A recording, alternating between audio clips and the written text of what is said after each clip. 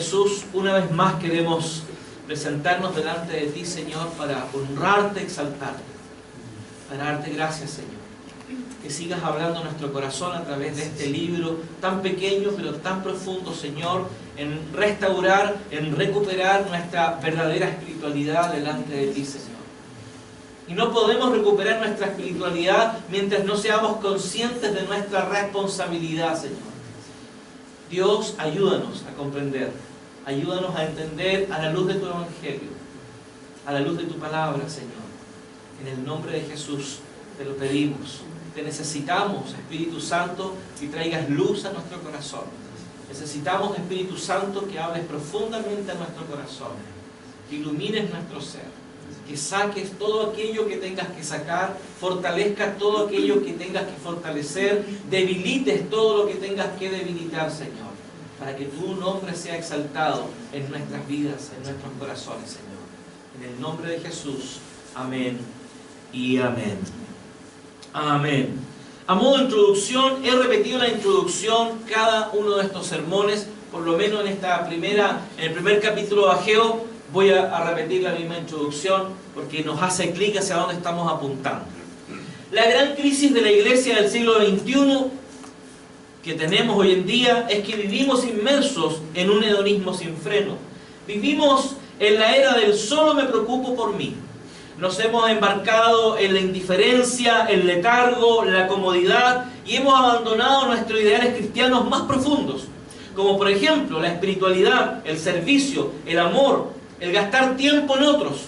Hoy no tenemos tiempo, no, porque el tiempo nos ha consumido el alma, nos ha llevado a un egoísmo sin freno, nos ha desplazado a vivir en una burbuja sin medir las consecuencias que esto ha traído a la iglesia.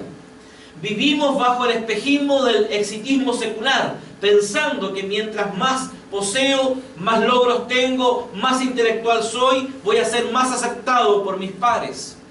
O mientras más frases subo a las redes sociales, o mientras más posteo en Facebook, en Twitter y en Instagram, así recibiré más likes. Y de esa forma me mentiré que tengo muchos amigos y que mucha gente me conoce. Pero hemos cambiado las relaciones interpersonales por espejismos cibernéticos, pensando que tenemos una vida social. Vivimos bajo el lema "lo merezco", porque vivimos bajo una sociedad que nos obliga a ser feliz a cualquier precio. Y esto no significa que Cristo no quiera que seamos felices, pero la perspectiva de la felicidad de Cristo no está basada en el olvido de mis pares, en la ausencia del otro, sino junto a los otros.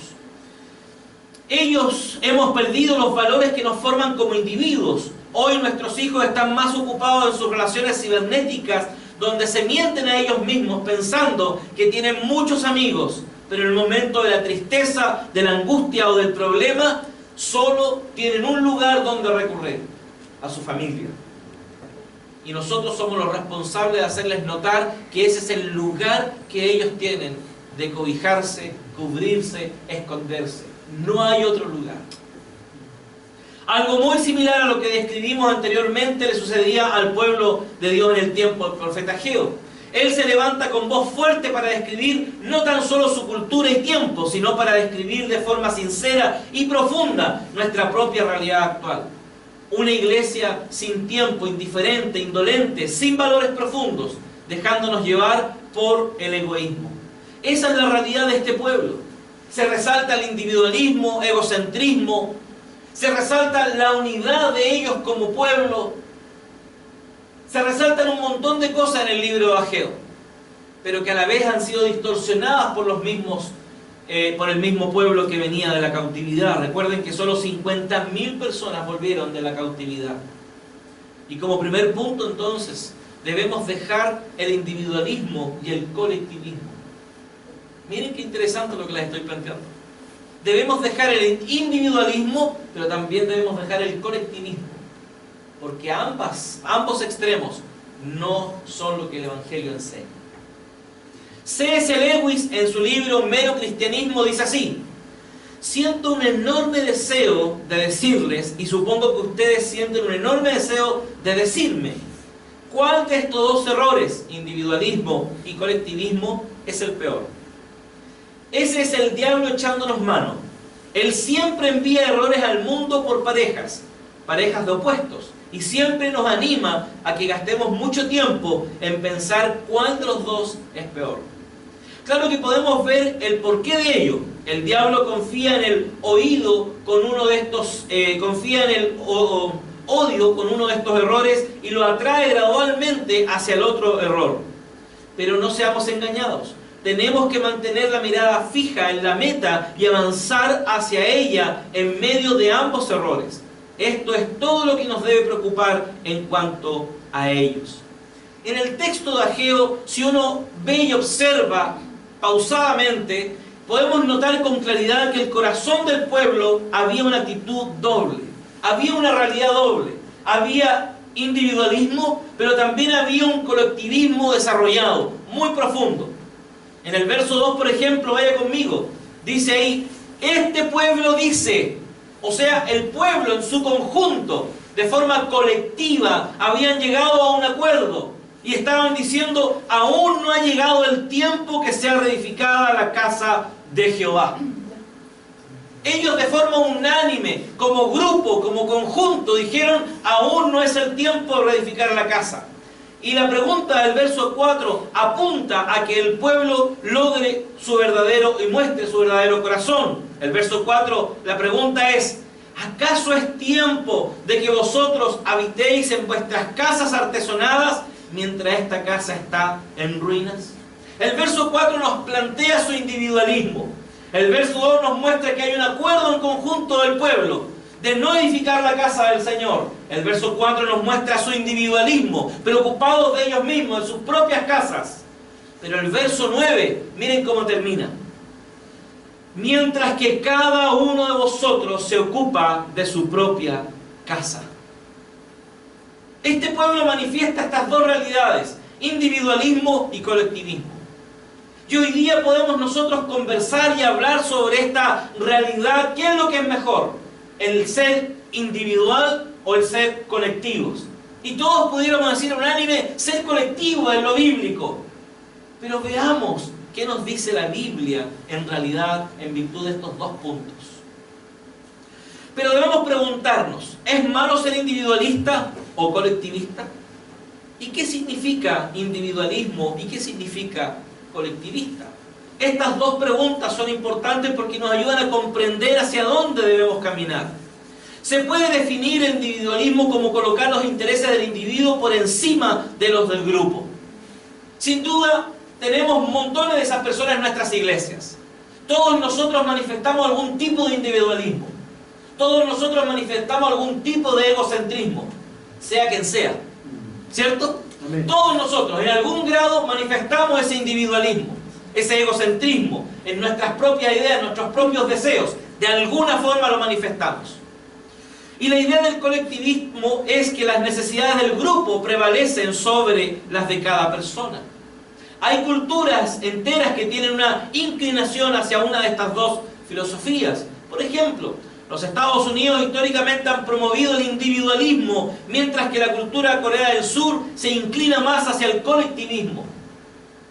Pero no vemos estas dos culturas como realmente glorificando a Dios. Manifiestan una un individualismo y la otra un colectivismo, pero ninguna de ellas apunta a lo esencial, que es glorificar a Dios. Y ahí está la diferencia entre ambas posturas. ¿Uno es mejor o peor que el otro desde un punto de vista bíblico? La respuesta no es simple. La verdad es que la Biblia nos da ejemplos tanto del individualismo como del colectivismo. El individualismo se centra en hacer lo que sea mejor para mí, independientemente del efecto que pueda tener sobre el grupo o las personas. Cuando solo nos centramos en nosotros, en mis decisiones, en lo que yo merezco o no merezco, en lo que deseo hacer o no deseo hacer, obviamente estoy cayendo en un error. El colectivismo se enfoca en hacer lo que sea mejor para el grupo, sin tener en cuenta los efectos que pueda tener sobre las personas dentro del grupo. Y esta es una realidad que nos vemos constantemente en esta realidad. Cuando tenemos que tomar decisiones, no sé, hacer cualquier cosa que tengamos que hacer como iglesia, nunca pensamos, o mejor dicho, manifestamos ambas posiciones. Muchos dicen, no, hagamos una cuota de tanto. Pero ese que dice que hagamos una cuota de tanto no está pensando en los que no tienen. Porque el que no tiene no puede manifestar esa misma cantidad de dinero. Entonces, la manifestación en el actuar de nuestro individualismo y colectivismo se manifiesta de forma cotidiana. En la vida de la iglesia, en el matrimonio, en todo momento manifestamos ambas posiciones, individualismo y colectivismo. Desde una perspectiva bíblica, ninguna de estas ideologías, cuando se lleva a cabo en toda su extensión, son lo que Dios quiere. Finalmente, Dios creó al hombre para su propia gloria. Ahí está la esencia de nuestra realidad. La realidad es que hemos sido creados por Dios para darle gloria a Él, no a nosotros mismos ni al grupo. Porque a veces podemos pensar en el grupo de forma colectiva y ser muy cariñosos colectivamente y manifestar el reino de Dios colectivamente, pero no estamos glorificando a Dios como corresponde. Porque el colectivo es más importante que darle gloria a Dios. Un ejemplo de ello, la Iglesia Católica. El Papa manda el mensaje para que todos los curas a nivel mundial tengan el mismo sermón el día domingo. La diferencia es que ninguno de ellos glorifica a Dios, porque prefieren lo colectivo, la unificación, el colectivo en sí.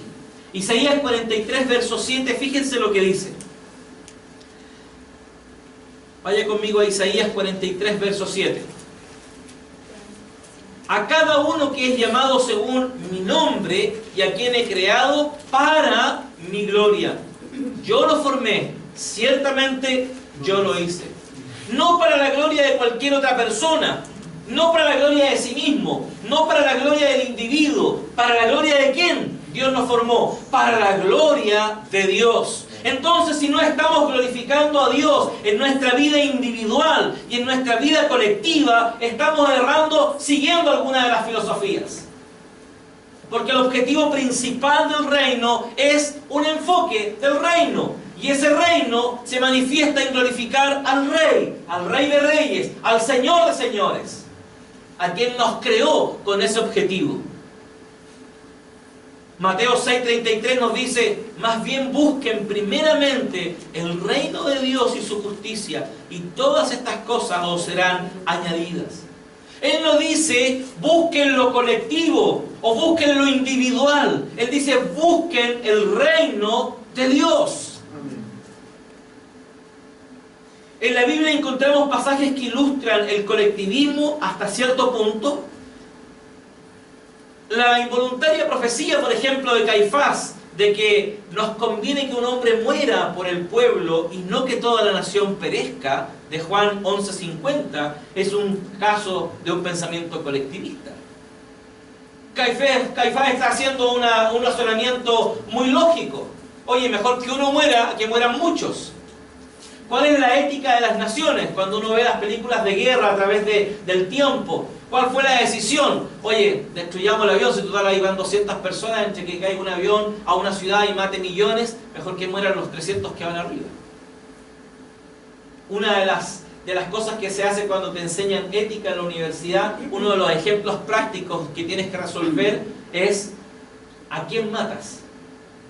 Y te ponen personajes, un cura, una prostituta y un niño. ¿A quién decides matar? Es inevitable, tienes que matar a alguien. ¿Pero a quién decides matar? Entonces la ética de este mundo funciona con el mal menor. ¿Cuál es el mal menor? Derribemos el avión. Porque el mal mayor sería que cayera el avión y murieran millones de personas. ¿Sí o no?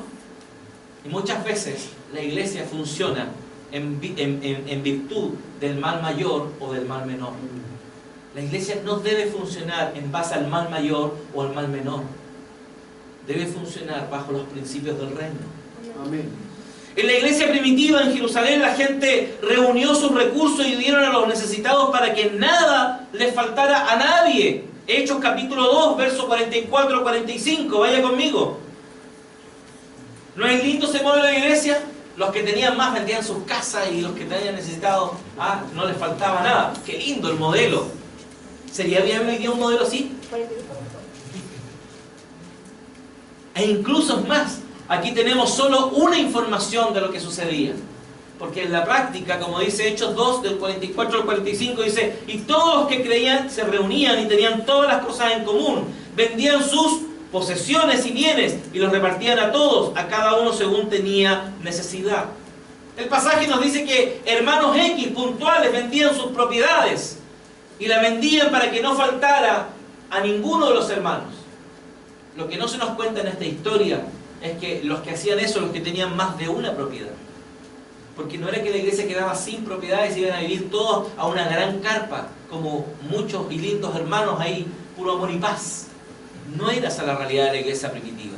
Los que tenían más posesiones vendían una de ellas y la entregaban a los apóstoles para que se administraran esos dineros, y los que estaban en necesidad se les supiera sus necesidades, porque tampoco el dinero se distribuía en todos los hermanos, solo los que tenían necesidad. Entonces es muy lindo manifestar: oh, queremos una iglesia bíblica. Ok, empecemos a vivir esto entonces. ¿Ah? Vamos a irnos todos una carpita, vamos a irnos todos ahí al cerro nomás, sin pagar luz, arrendemos una gran parcela. ¿Qué hacen las religiones místicas hoy en día? Quieren agarrar a todos sus creyentes y se los llevan a vivir a un lugar aislado del mundo, como si aislarse del mundo y de la realidad del mundo te santificara más. ¿O no? Fíjense lo que pasa en Hechos 4, verso 32 al 35.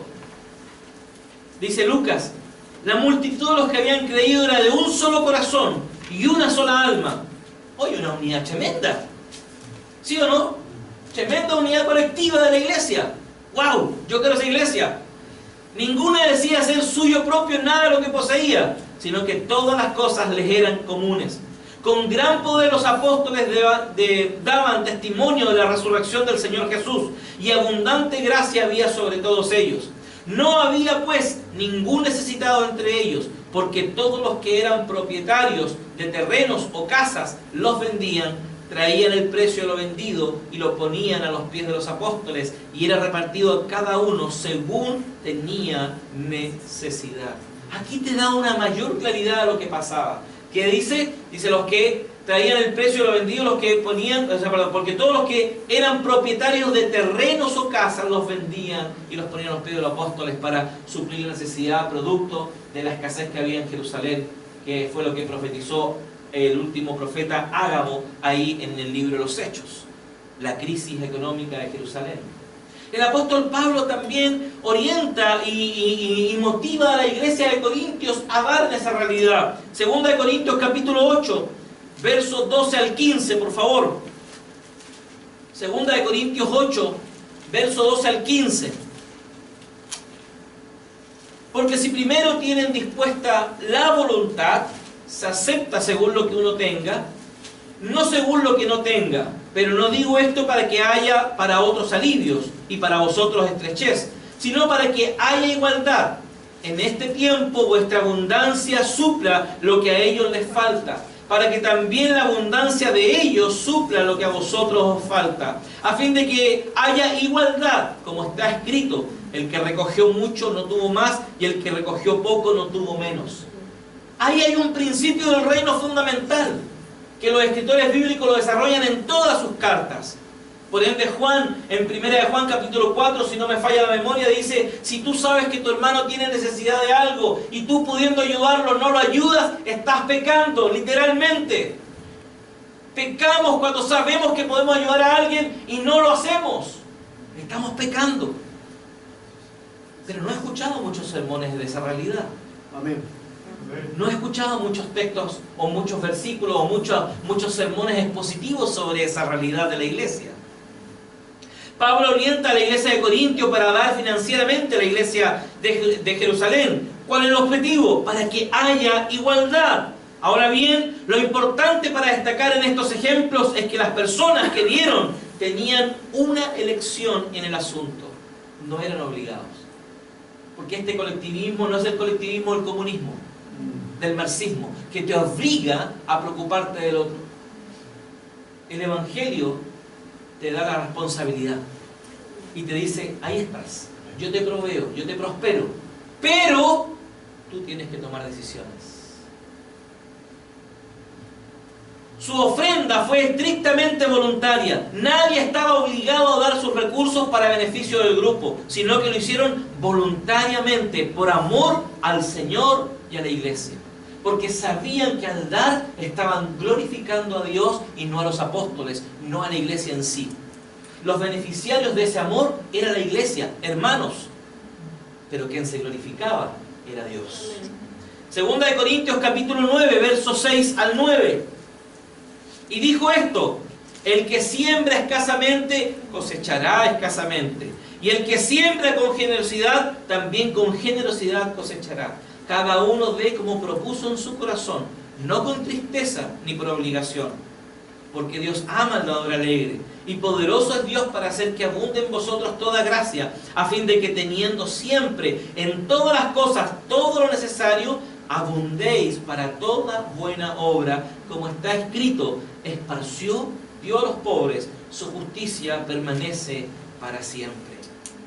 Este principio del reino contiene algunos elementos del colectivismo, pero va más allá. Nuestra motivación para servir a la iglesia no es solo para beneficiar a la iglesia como colectivo. Nuestra motivación es que nuestro servicio agrade a Dios. Como dice Hebreos 13:16, no os olvidéis de hacer el bien y de compartir lo que tenéis, porque tales sacrificios agradan a Dios. Lo que buscamos al servir, a estar unidos, es glorificar a Dios. No es hacernos más fuertes para tener más poder, como muchas veces se manifiesta en las iglesias. No es para ser más fuerte, ni para tener más poder, ni para tener mayor influencia, sino para glorificar a Dios. En cambio, también tenemos otros textos que hablan y que ilustran el valor de la importancia de la persona o del individualismo. En una de sus parábolas, Jesús destaca la importancia de multiplicar y administrar muy bien las cosas que Dios nos da, porque individualmente somos responsables. Lucas capítulo 19, verso 11 al 22, por favor, que alguien me la pueda leer en voz alta, para que quede bien grabado ahí en el video. Lucas 19, verso 11 al 22, por favor. Quien la tenga, léala en voz alta. Oyendo ellos estas cosas, prosiguió Jesús y dijo una parábola, por cuanto estaba cerca de Jerusalén. Y ellos pensaban que el reino de Dios se manifestaría inmediatamente. Y dijo pues: un hombre noble se fue a un país lejano para recibir un reino y volver.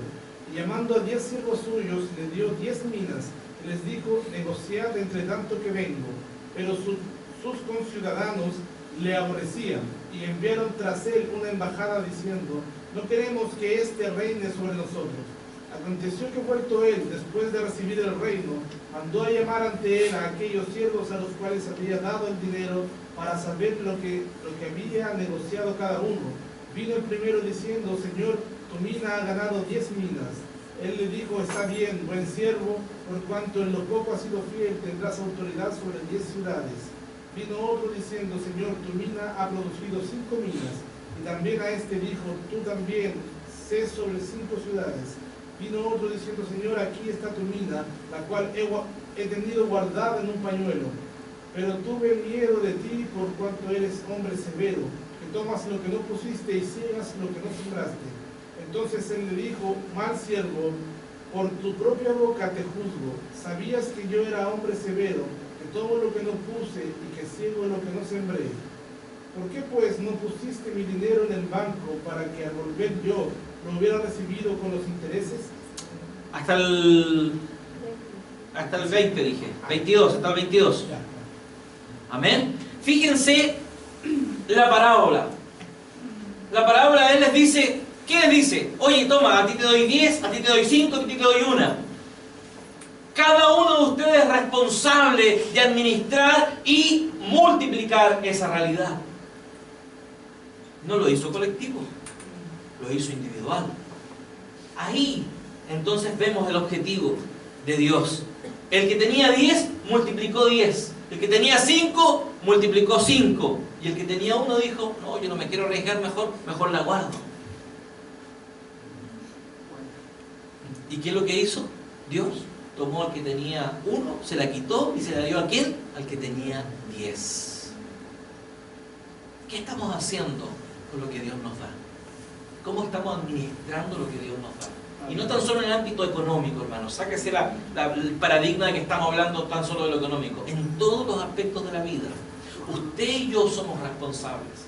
Este pueblo del libro de Ageo estaba siendo indolente y más bien estaba siendo ignorante a su responsabilidad. Eran ellos los que volvían de la cautividad, que tenían la responsabilidad de reconstruir el templo. Pero ellos se pararon en el macho, se unieron como un pueblo y dijeron: no, aún no es el tiempo. Pero individualmente, ¿qué es lo que hicieron? Construyamos nuestras casas, voy a dedicar a mi casa, voy a dejar hermoseada mi casa, voy a dejar linda mi casa. Aleluya. Otros textos que nos alumbran en relación a este individualismo también es Lucas 15, del verso del 1 al 10. Por favor, léanme esas dos primeras parábolas. 15 del 1 al 10. Sí, por favor, de Lucas 15, verso 1 al 10. Dice: se acercaban a Jesús todos los publicanos y pecadores para oírle.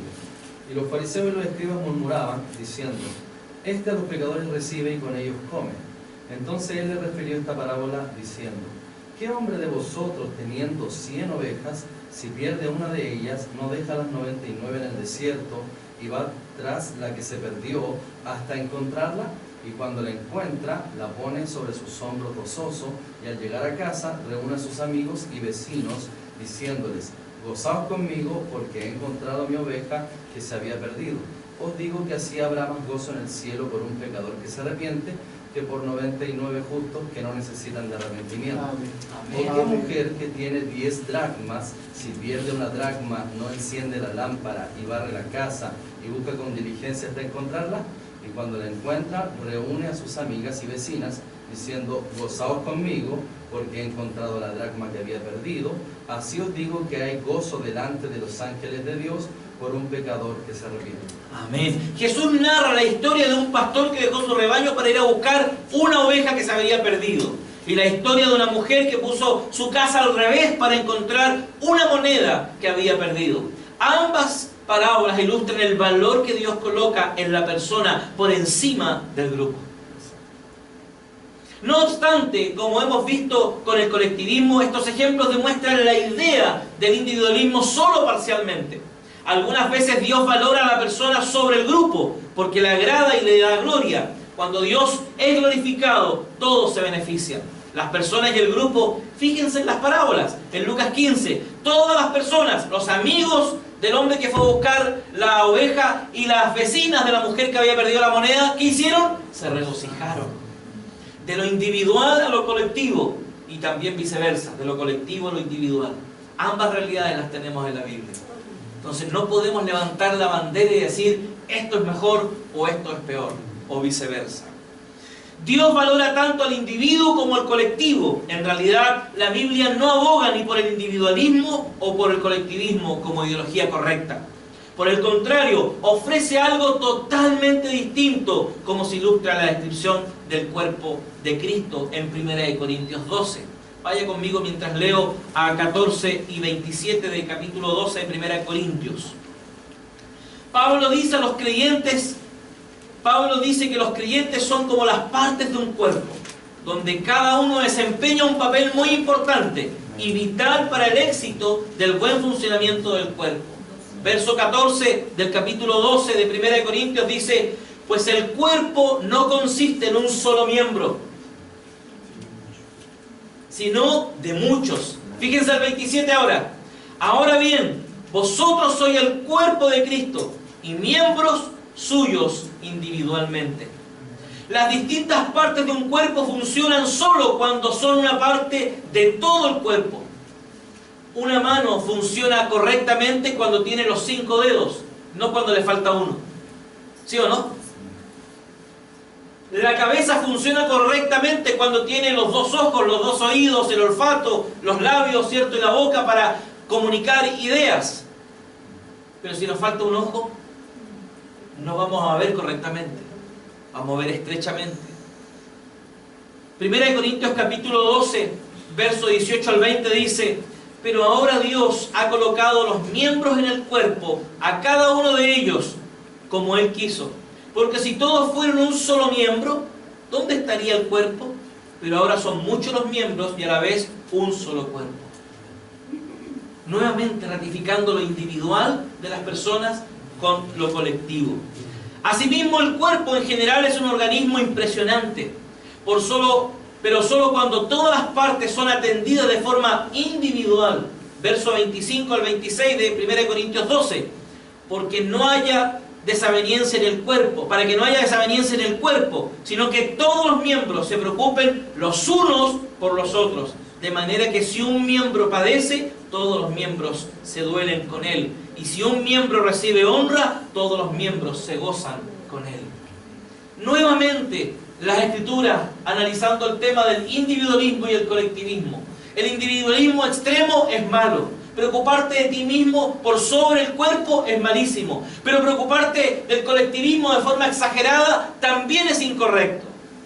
El equilibrio lo produce el Evangelio. Nuevamente el Evangelio. ¿Qué dice el Evangelio? Glorifica a Dios en todo lo que hagas, ya sea como un ser individual o sea como un cuerpo en sí mismo. Glorifiquemos a Dios. Ese es nuestro gran llamado, glorificar a Dios. Y para este pueblo en el tiempo de Ageo no estaba glorificando a Dios porque estaban descuidando su templo, estaban descuidando el lugar donde Dios moraba, donde Dios se relacionaba con ellos. Por eso no estaban glorificando a Dios, porque no era malo que arreglaran sus casas, no era malo que tuvieran unidad en decisiones puntuales, no era malo que desarrollaran su individualismo. Lo que era incorrecto es que ninguna de las dos situaciones glorificaba a Dios. Ninguna de las dos. Segundo punto, debemos dejar la autojusticia, porque este pueblo desarrolla su autojusticia. ¿Conoce a esas personas que siempre usted le quiere decir algo y siempre justifican lo que dice? Que siempre están teniendo un argumento para que se crea que ellos tienen la razón. Eso es autojusticia. Es cuando nosotros queremos justificar todos nuestros actos, aun cuando estén errados, los queremos justificar. Según Leon Festinger es el autor de la teoría de la disonancia cognitiva. ¿Sabe lo que es la disonancia cognitiva? Es que las personas no soportan mantener al mismo tiempo dos pensamientos o creencias contradictorias y automáticamente justificamos dicha contradicción, aunque para ello sea necesario recurrir a argumentos absurdos. Es decir, el ser humano necesita siempre sentir que todas sus acciones, pensamientos y creencias son coherentes. En caso de no ser así, se produce una disonancia cognitiva, y para reducirla recurrimos a la autojusticia. O sea, cuando tus creencias no están acordes, cuando tus creencias no están acomodadas correctamente, entonces tú vas a empezar a autojustificar tu creencia. Y cuando las personas viven constantemente en esta autojusticia, al final se van mintiendo a sí mismos, porque van creando verdades que no son verdades. Eso es lo que hace esta realidad. La autojusticia es simplemente que alguna persona trata de salirse y puede alegar su inocencia de algo para evitar el castigo, o sencillamente para evitar la vergüenza. Y ahí empieza la autojusticia. Con frecuencia los niños se autojustifican cuando se les pregunta ¿qué pasó? Y rápidamente los niños dicen yo no fui, yo no lo hice, yo no tuve la culpa. Pero los adultos hacemos lo mismo. Los adultos hacemos exactamente lo mismo. ¿Por qué no te comprometes más, hermano? Es que no sé, es que no quiero, es que esto otro, es que aquí, es que allá. Autojusticia, autojustificarse, autojustificarse. Porque el reino de Dios es un constante compromiso. Lo entiendas, no lo entiendas. La vida cristiana es un proceso de compromiso constante. Así es. Por eso usamos la autojusticia. Podemos pensar que esas respuestas son hasta graciosas porque nos recuerdan muchos intentos similares de autojustificación nuestro que hemos escuchado anteriormente o que nosotros mismos hemos puesto por delante. Pero siendo adultos actuamos de la misma manera, igual que los niños. Tratamos de autojustificar lo que hemos hecho en algún momento. Nos valemos de muchas excusas para no experimentar la vergüenza, el castigo, etc. Cuando reaccionamos decimos yo no soy así, me pillaste volando abajo. ¿Sí o no? Cuando tenemos una reacción incorrecta, no, si yo no soy así la verdad, pero me pillaste volando abajo. Mentira, tú eres así. Amén. Cuando te pillan una mentira, tú dices, oh no, primera vez que miento. ¡Mentira! ¡Has mentido toda la vida! Segunda vez. Siempre es así. Y nos queremos autojustificar. Cuando no queremos comprometernos decimos, lo voy a pensar, después doy la respuesta. Pero ese lo voy a pensar es que no quiero asumirlo, porque no quiero experimentar eso que es el compromiso. Porque el compromiso trae responsabilidad, trae un montón de cosas. Porque tenemos que asumir una realidad distinta. El compromiso es decir, ok, tomo la cruz y te sigo, Señor. Cuando Dios te pide que te comprometas, no te está pidiendo que evites o que Él te va a evitar los conflictos y las situaciones difíciles. Es parte del proceso. Filipenses 1:29, por favor, vaya conmigo. Filipenses 1:29, que alguien me lo lea, por favor, en voz alta. El apóstol Pablo, hablando a los filipenses, hace una observación importantísima. 29. Porque a vosotros os he concedido a causa de Cristo, no solo que creáis en Él, sino que también padezcáis por Él. Jesús, o sea, el apóstol Pablo a través de Jesús está escribiendo y le está diciendo, oye, es necesario que ustedes sufran. No tan solo se les va a conceder que ustedes crean, sino que también van a tener que sufrir por causa de Cristo. Jesús nunca nos dio una garantía de que no sufriremos en el proceso de compromiso, en el proceso de crecer. No dijo que no teníamos que hacer un esfuerzo para comprometernos. Es más, Jesús dijo, tranquilos, yo he vencido al mundo.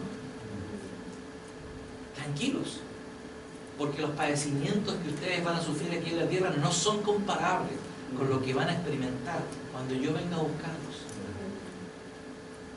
Pero siempre estamos pensando en lo que vamos a tener que hacer, en lo inmediato. No pensamos en lo eterno, porque no tenemos nuestra mente puesta en lo eterno.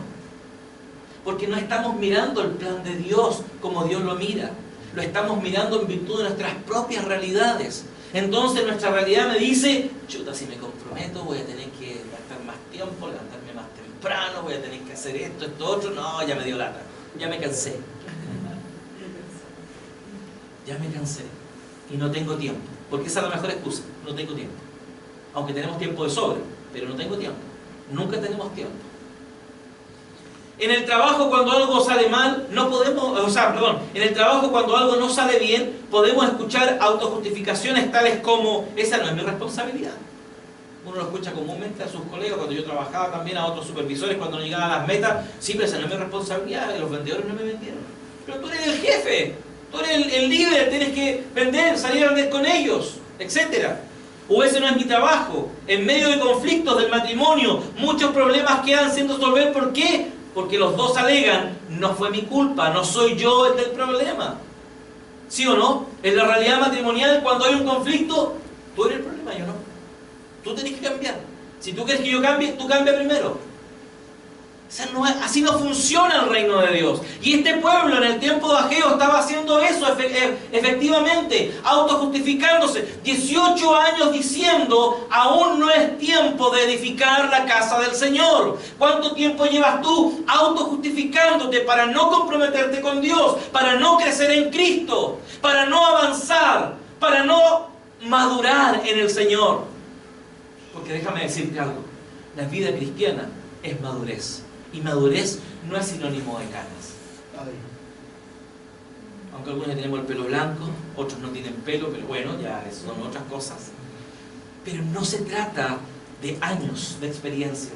La madurez es discernir entre el bien y el mal.